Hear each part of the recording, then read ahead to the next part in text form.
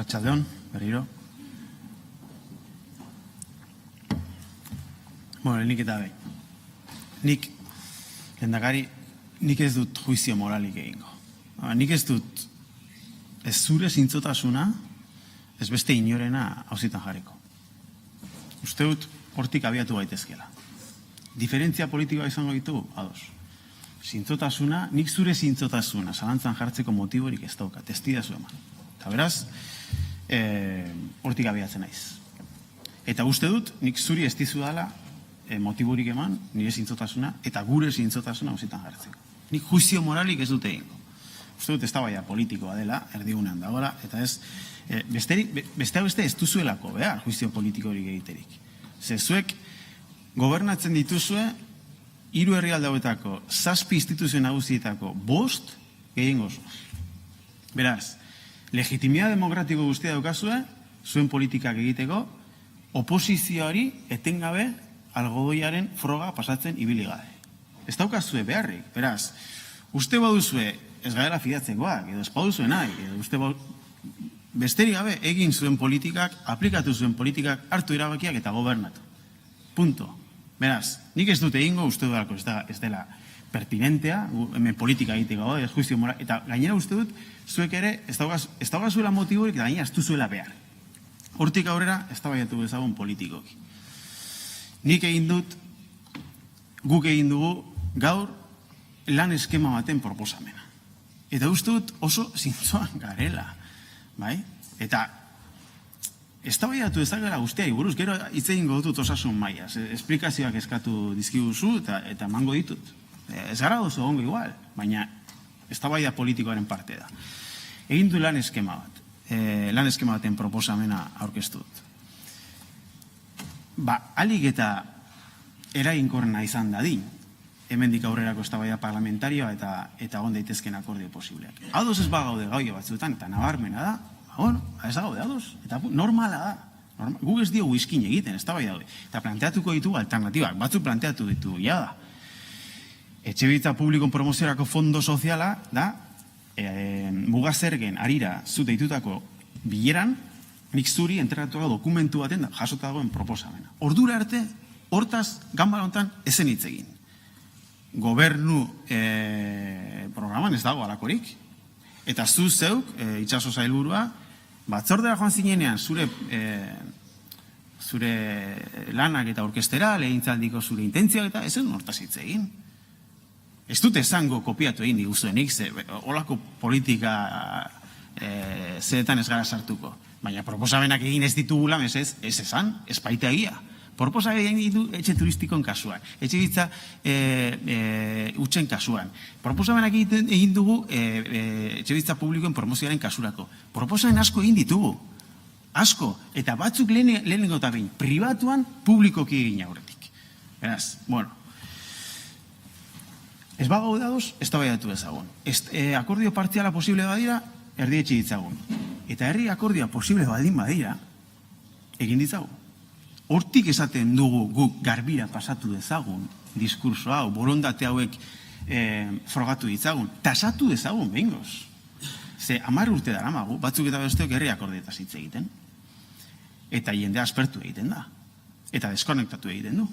Euskal politika egintzatik, baldin eta ikusten badu, hau dena estenifikazio bat dela eta erretorika hutsa dela. Eta uste dut, zuko izan egin duzun diagnostikoa aintzat hartzen bada, momentu historikoaren eta beste, orduan pertinentea dela planteatza hemen, aizuek, zertan jar gaitezke ados? Zertan? Eta egin du ariketa bat, 4 proposamen. Zergaitik 4 proposamen horiek? Bueno, daukate garrantzia batik, hizkuntza politika daukan importantzia batik, badakigulako zen momentutan gauden, Euskararen berreskuratze prozesuan, Euskararen normalizazio prozesuan. Uste dugulako, adostasun eremua egon daitekeela nahiko tasatua eta posible dela hor adostasun bat erdiestea. Jauzia gara ekitaldea ditu zenuten eta inork ezekien ezer hortaz. Euskalgintzako eragilek ez zeukaten inolako informaziorik. Orduan, herri akordioak landu egin behar dira, prozesua importantea da, aurrelan importantea da, konpliziadeak eta konfiantzak lantzea gakoa da.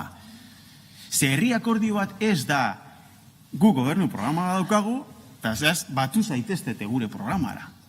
Hori ez da. Hori baino askoz gehiago da tradizio politiko desberdinen arteko adostasuna da, eta gaia konplexua dira, eta landu egin behar dira. Eta, uste dugu ez gaudela 2 urte buelta gaibiltzeko, eta egin dugu proposamen konkretu bat. Eta igual, alternatiba egon daitezke, agian gure proposana ez dago kiena, nahiko nuke erantzun bat jaso. Eta erantzun bat izan behar da, ezuek bai edo ez. Edo ez. Eta ez horrela egingo dugu eta hause da gure erabakia.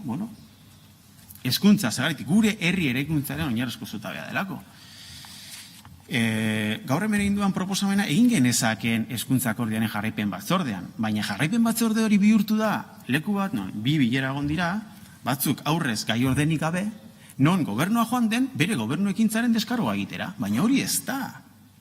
Ordenik gabe, non gobernua joan den bere gobernu ekintzaren deskargoa egitera. Baina hori ez da. Hezkuntza sistemaren aldaketa da prozesu sozial bat. Eskatzen du jende askoren parte hartzea. Prozesu konplexua da. Eskola maparen berritza prozesu konplexua da. Eta gaur, gizartean dagoen anistasun soziokulturala kudeatzea, gakoa da. Gakoa da hezkuntza kalitatean ikuspegitik, eta gakoa da, baita ere, euskararen irakaskuntzak eta hizkuntzen irakaskuntzak eskatzen duen hezkuntza politikan ikuspegitik. Beraz, planteatu duzu eskema bat, non, lehen bilera konstitutu zenut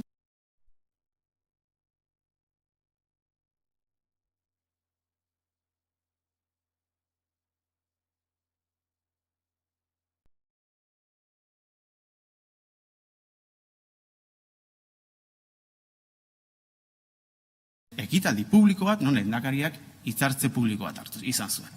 Gauzak ez dira horra egiten, nahi badira, konplizitatea landu, konfiantza landu, eta alako prozesu bat jorratu herri ikuspegiz. Guk, gaur hemen egin dugun proposamen, egin genezakeen beste foro baten, baina ez du aukerarik izan. Egin du hemen. Uste du aintzat hartzeko moduko proposamena dela. Ze 2 urtez, hemen, egin dira foro pila bat, segregazioen inguruan, eusko ikaskuntzak egin zituen hainbat, hezkuntza akordioa egisteko asko hitzen izen ontaz, kanpoko adituak ekarri ditugu ona. Joan gara Kataluniara, parlamentutik ere, Xavier Bonal bezalako adituekin jaun gara. Ze politika diren funtzionatzen dutena badakigu. Orain, kontua da, politika horien aplikazioa dela inkomodoa. Eskatzen duelako konpromiso handi bat jende askoren partetik. Konpromiso horiek hartuko dituztenekin egin behar da prozesua. Eta orduan, planteatzen duguna, 3 udalerria aukeratzea horretarako. Administrazio modernizazioa, antinatura diren paktuak mantentzen ez badira etorkizun baten, alternantzia ongo da instituzio ezberdinetan. Eta beraz, momentu gakoa baldin badau planifikatzeko sistema instituzionalaren eta administrazio modernizazioa, planteatzen duguna da, ezinbestekoa dela gutxieneko akordio bat. Eta hori ez da, guk badokagu plan bat, eta beraz, etor zaiteztete eta bozkatu gure alde, ez da hori. Hori baina askoz gehiago da. Eta berdina, transizio energetikoarekin. Osasun mailari dagokionez, eta denbora gutxi daukat, interpelazioa egin duzu nolabait, gure zintzotasuna auzitan jarriz, edo ote gabiltzan bestelako interes politikoekin alako foroetan, ez?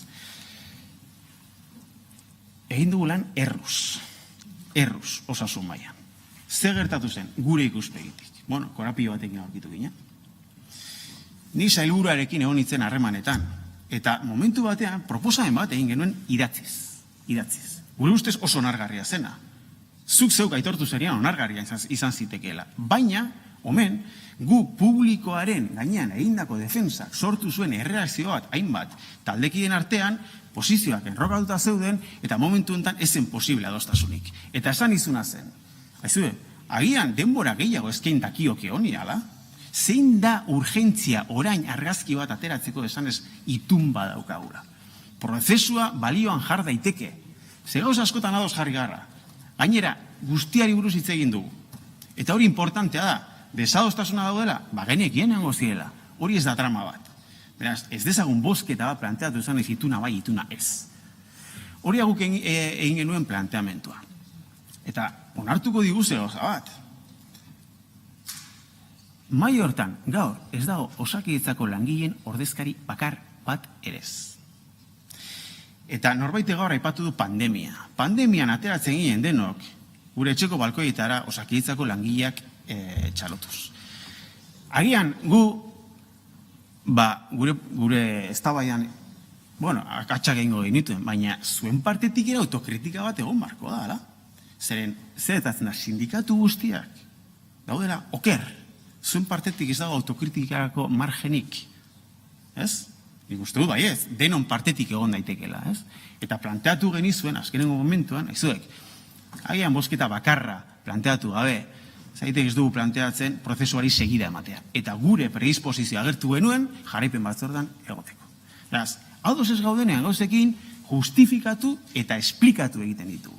Orain txeago nahiz, konprobatzen, YouTubeen badago nik emandako prentxarreko bat argibide guztiekin, zergaitik ez genuen proposamen hori nahikotza jotzen. Publiko-pribatu inguruko testu hori.